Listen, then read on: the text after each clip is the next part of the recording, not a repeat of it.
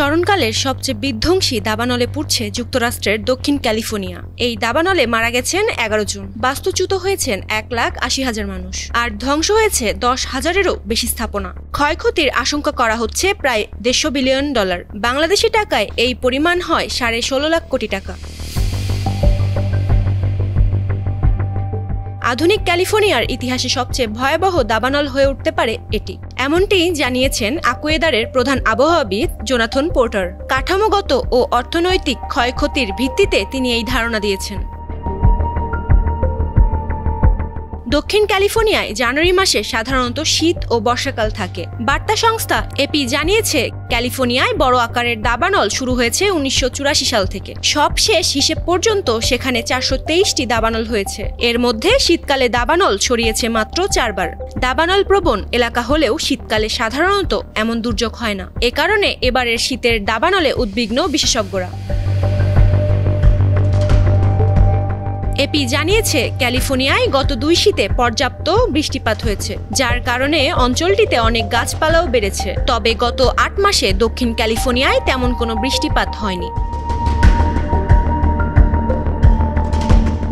সংবাদ মাধ্যম এনবিসির প্রতিবেদনে জানা গেছে, লস অ্যাঞ্জেলেসে গত মে মাসে সর্বশেষ 1 ইঞ্চির 10 ভাগের 1 ভাগ পরিমাণ বৃষ্টি হয়েছে, আর এই অনাবৃষ্টিই যেন ডেকে এনেছে খরা। ক্যালিফোর্নিয়ার অঙ্গরাজ্য সমগ্র দক্ষিণাঞ্চলে মাঝারি থেকে গুরুতর খরা বিরাজ করছে, এমনটাই জানিয়েছেন আমেরিকান সংস্থা মার্কিন ড্রট মনিটর।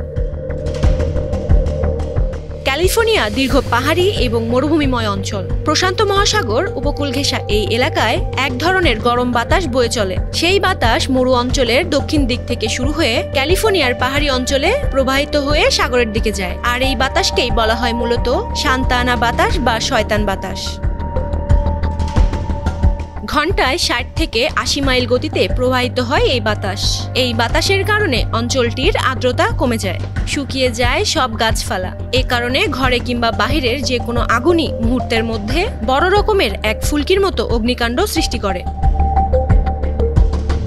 তবে মার্কিন কর্তৃপক্ষ সুনির্দিষ্টভাবে এখনো জানতে পারেননি দাবানলের শুরু আসলে কোথা থেকে। দাবানলের একাধিক কারণও থাকতে পারে, তবে বিশেষজ্ঞদের ধারণা এই দাবানল এত বিস্তীর্ণ এলাকায় দ্রুত ছড়িয়ে পড়েছে সান্তা আনা বাতাস কিংবা শয়তানের বাতাসের কারণে।